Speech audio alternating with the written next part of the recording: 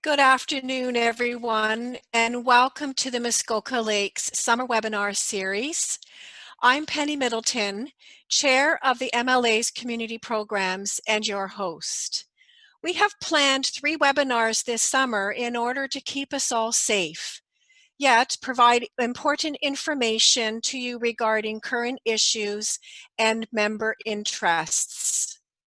I am honored once again to introduce Safe Quiet Lakes to present topics on boating speeds, wakes, and noise.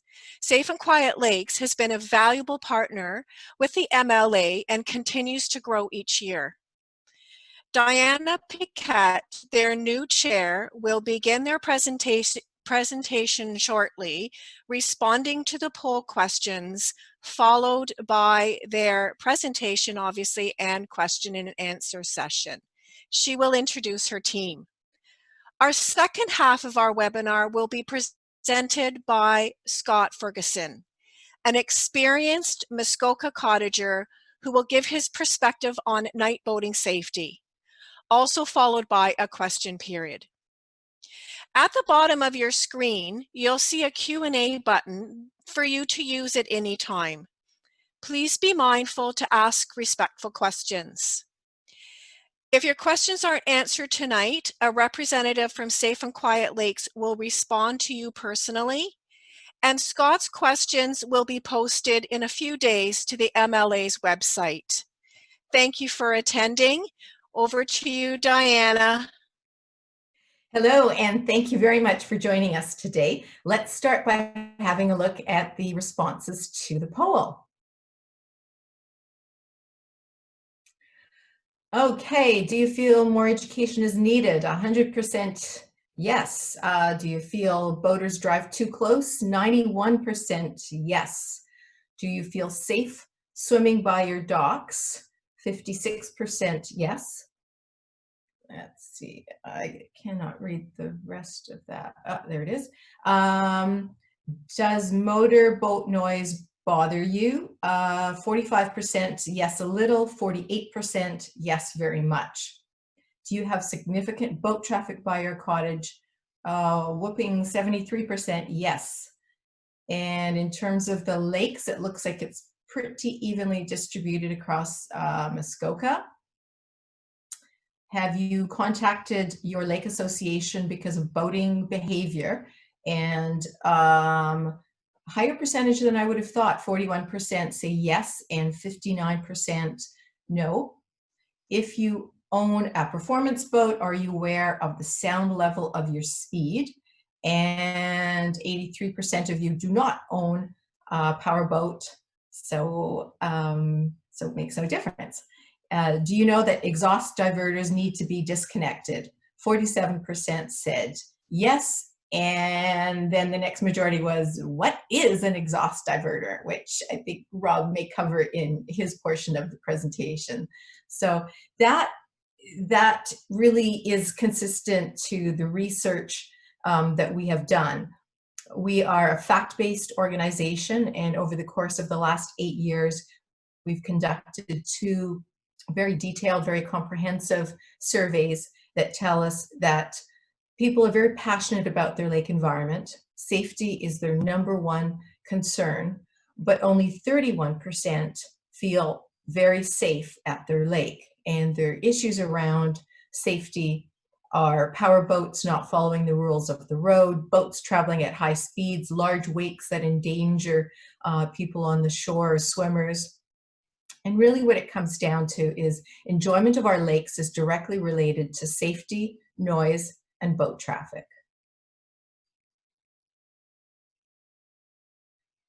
Slide.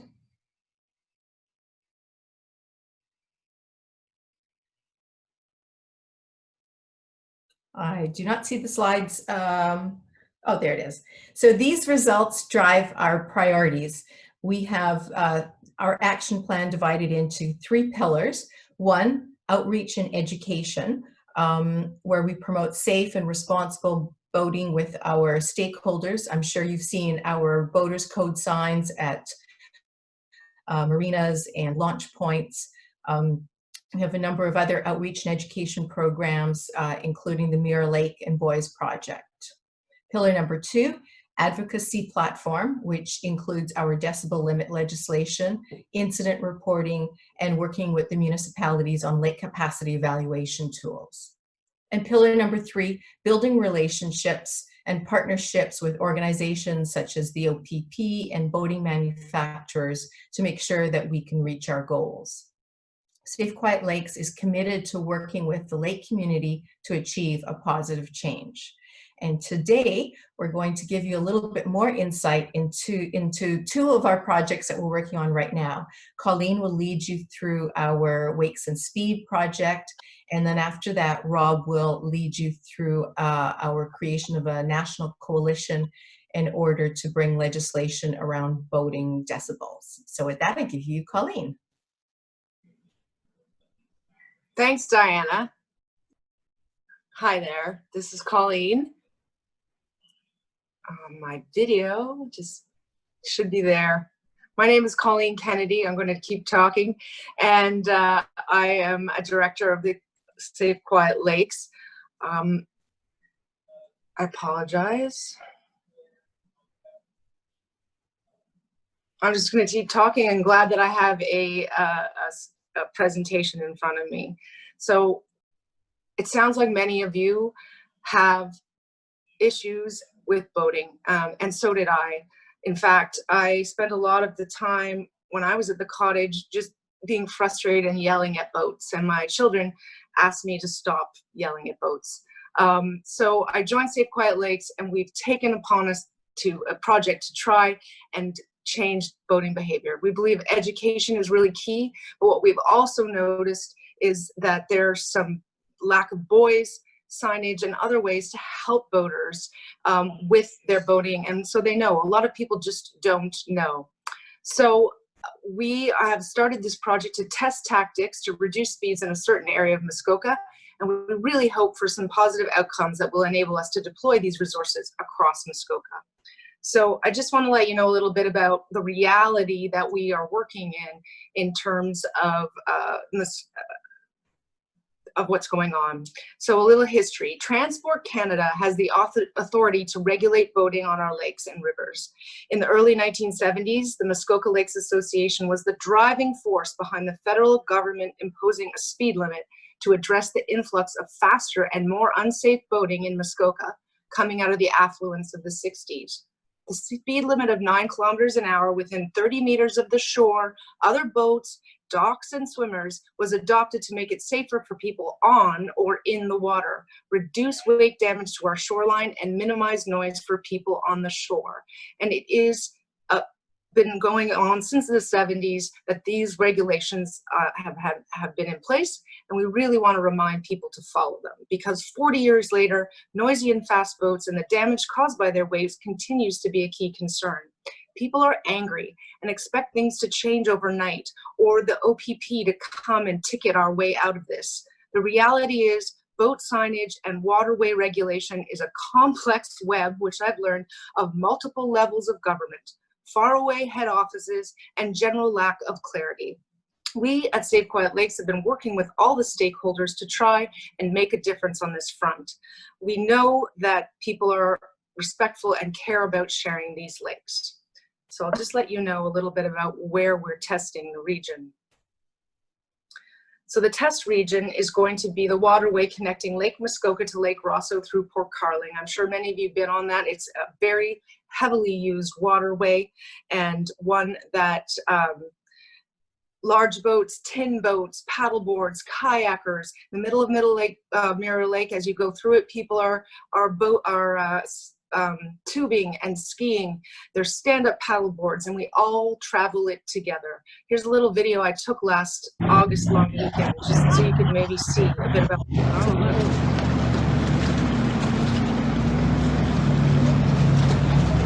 Did you see, Daddy? Oh yeah, it's just a matter of time. I am going down.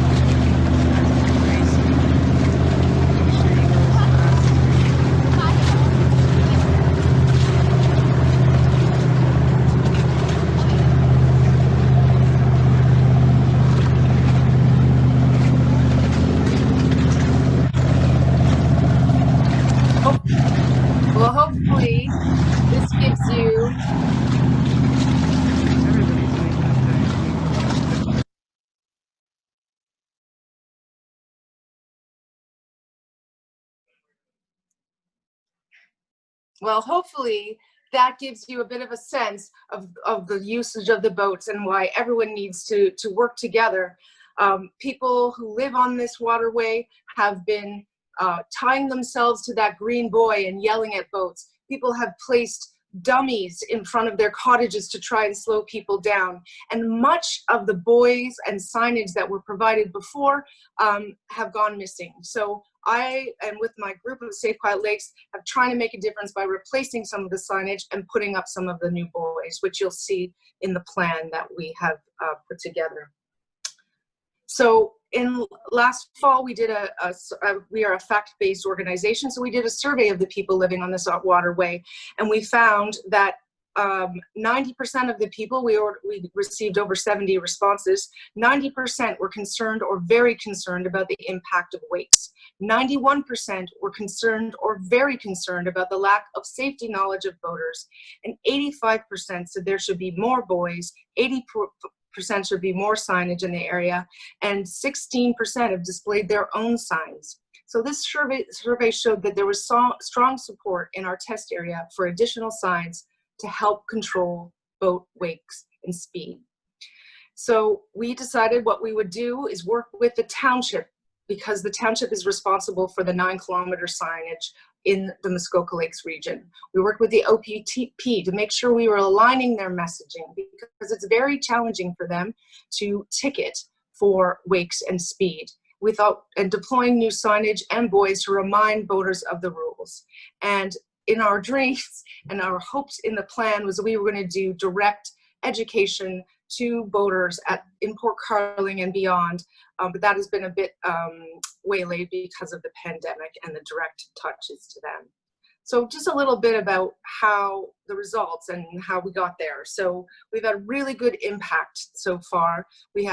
We were so lucky. We delegated to the township, and Mayor Phil Harding has been a great supporter of our initiative.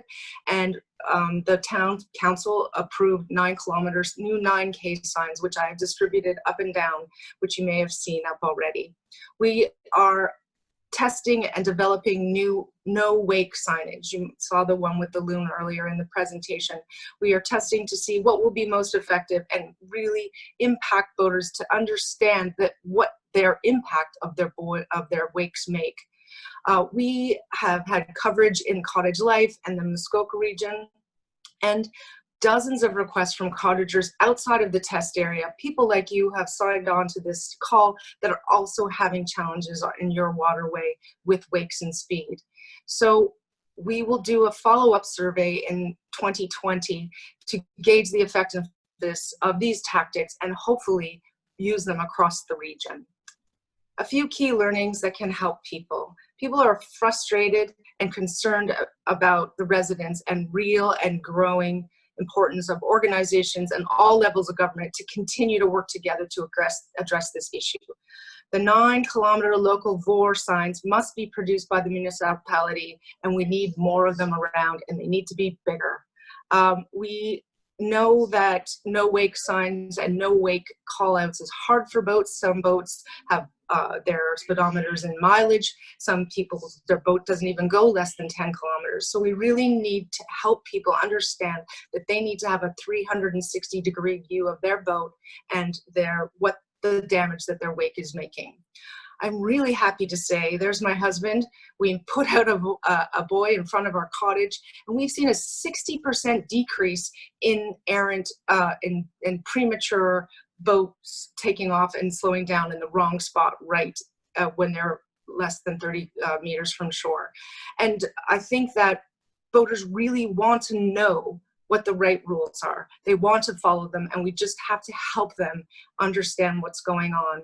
And there's been an increase in boating, as you've noticed during the pandemic, more PWCs, more other boats that are out there, people who may not be used to the boating. So we really need to work together to get to the education, and we really believe that it's key. We don't want no more regulations. We want people to understand what they are, and we are seeing success in this region, and I hope to be able to share more signage and more knowledge with you in the future. I'm looking forward to your questions. And I apologize for not being live.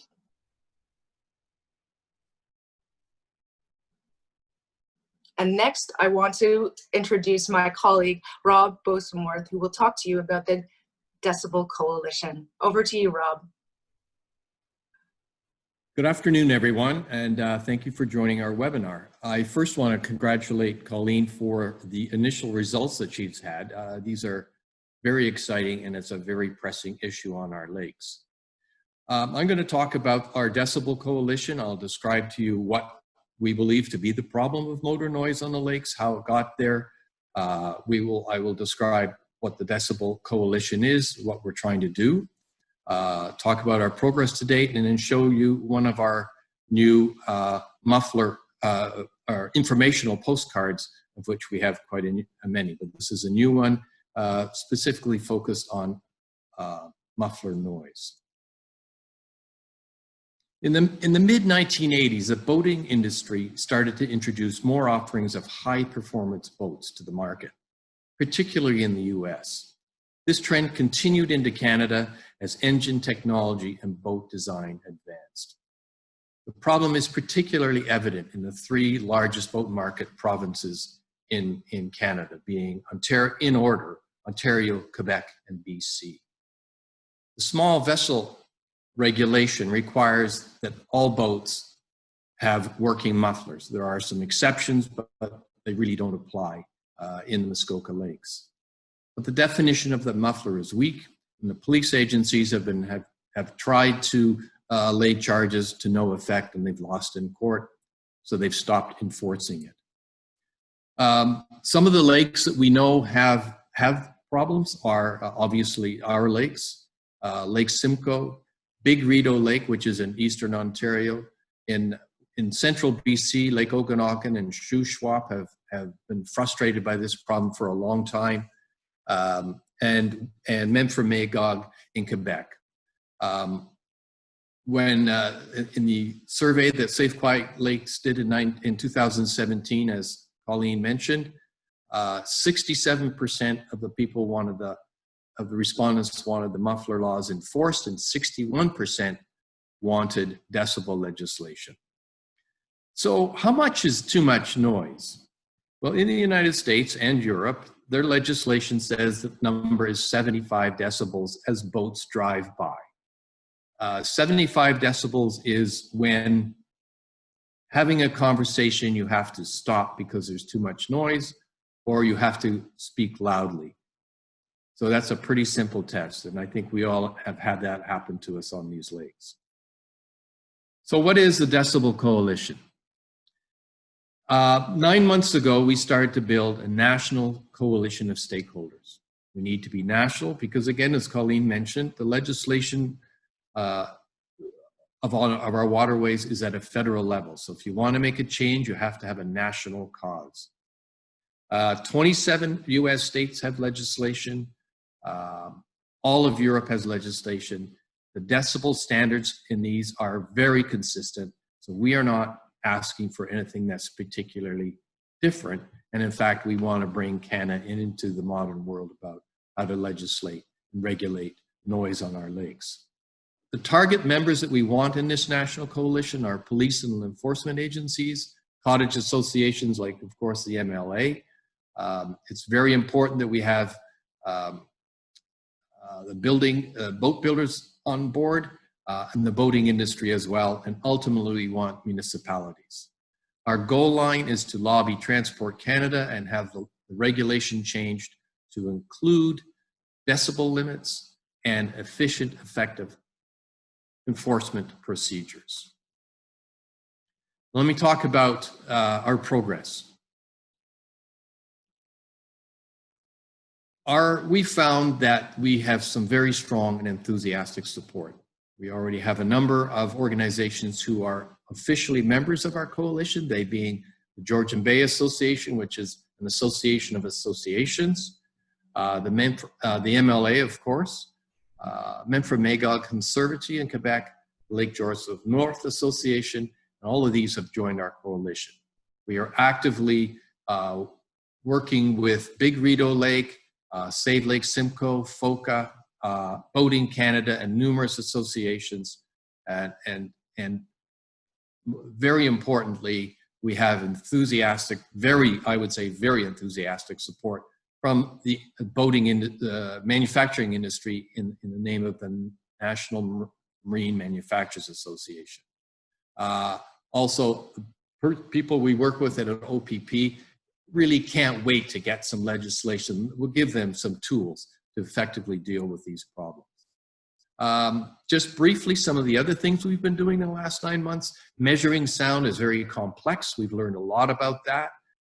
We've got copies of European legislation and US legislation. We've spoken to US legislators. We've learned about muffler systems and mitigation options to help muffle noise. We've learned that the Small Vessel Act has been modified a number of times in the last few years. As you can see on the right, we have a logo. Very importantly, we have a lobbyist identified in Ottawa. He happens to also be the National Marine Manufacturers Association lobby, so he's experienced. We have a professional grade meter. We've done some measurements. And if anybody has a boat and wants to, curious about their measurements, through the MLA, get in touch with me, and I'm quite happy to do the measurement as I'm the one who happens to have it. We're developing a communication plan, and you will see some of this in the printed press around in Muskoka and obviously through social media. It will be talking about this initiative. So finally, I just want to show you what our new informational card is. This is about, this tells you about what the specifics of the law are associated with muffler systems, and we plan to hand these out to marinas and perhaps even boaters at various points around the lake. So we know what we want, and we know what's needed. We need decibel limits and effective, efficient systems for police to be able to use. We know how to get there. We need a national coalition. We need important stakeholders on board, and we believe that it is not going to be a difficult ask when we get to Transport Canada. Importantly, we have a strong enthusiasm, and we will make our shared waterways more enjoyable by making them a little more quiet. If you want to know anything more, of course, go to our website and you can follow our progress, but also keep track on social media, Twitter, and Facebook. So thank you very much. And I now think I turn it back to Diana. Hello.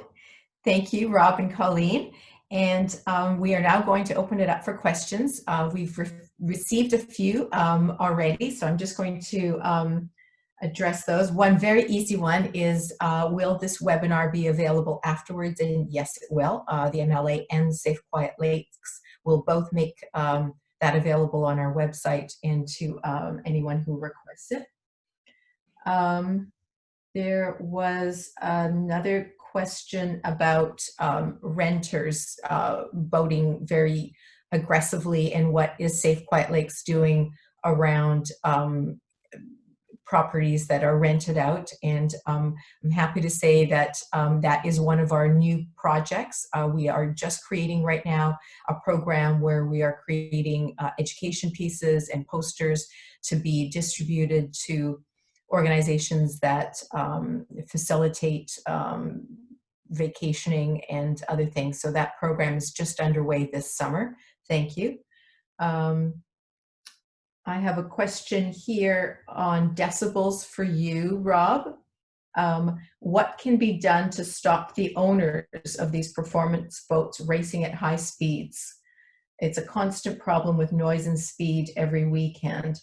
And then this person has offered up their dock for you to come and do some decibel testing. I'd be happy to do that. It's an interesting question. There are a lot of challenges about how to control these on the lakes. There are no speed limits on lakes, on inland or waterways in Canada. And as we know, as I've described, there's no limits on the amount of noise you can make.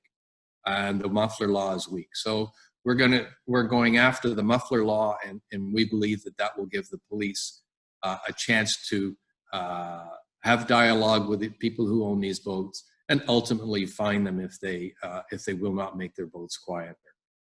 The issue of speed is something that at the moment we have not thought about how to deal with. We think the Decibel Coalition will be a multi-year program. It'll take us 2 to 3 years till we get to the end point and have Transport Canada convinced of that. There are many other issues I know we have on the lake. It is very frustrating. We're going after the noise, and we'll see what we can do in that. And if we're successful, we'll start taking on others.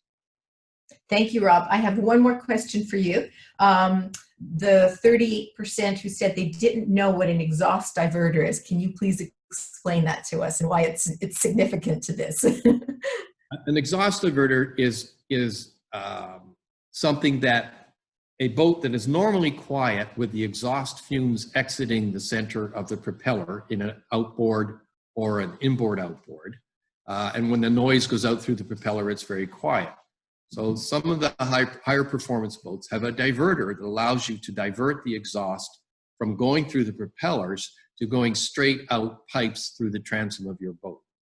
And the law requires in all of our lakes that the switch be visibly disengaged so that you cannot operate it while driving in our lakes. This means you can only operate in silent mode.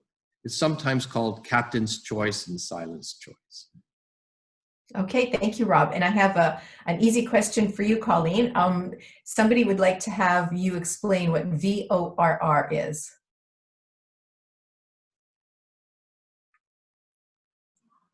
A VOR, which, oh my gosh, I have it written down, is a local regional regulation. So it's a really interesting thing that the Muskoka Lakes have a 9-kilometer VOR because it is historical. The rest of Canada has a 10-kilometer VOR when you're close 30 meters from shore or within.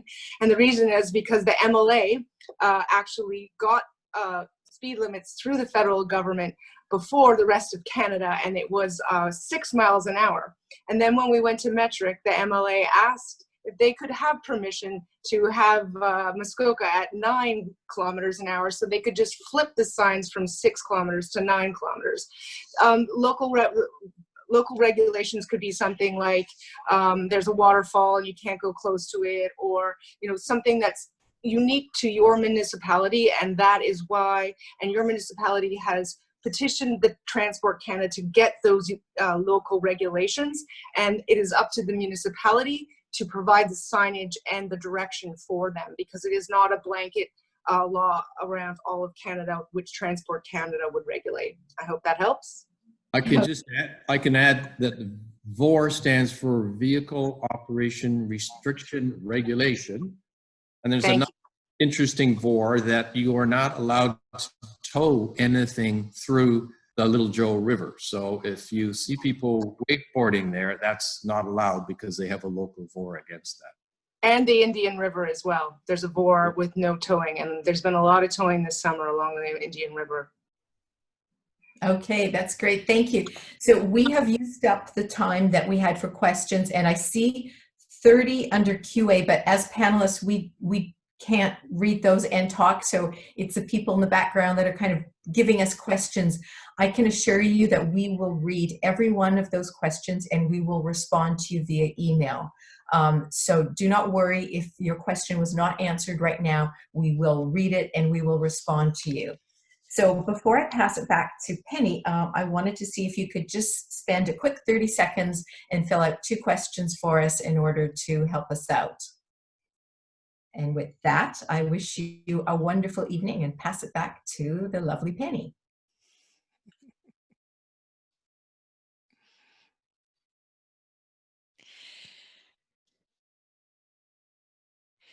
Thank you very much, Diana, Colleen, and Rob, for this very valuable information and your continued commitment to achieve a positive change through your progressive, focused objectives and projects. This is very, very important to our Muskoka community.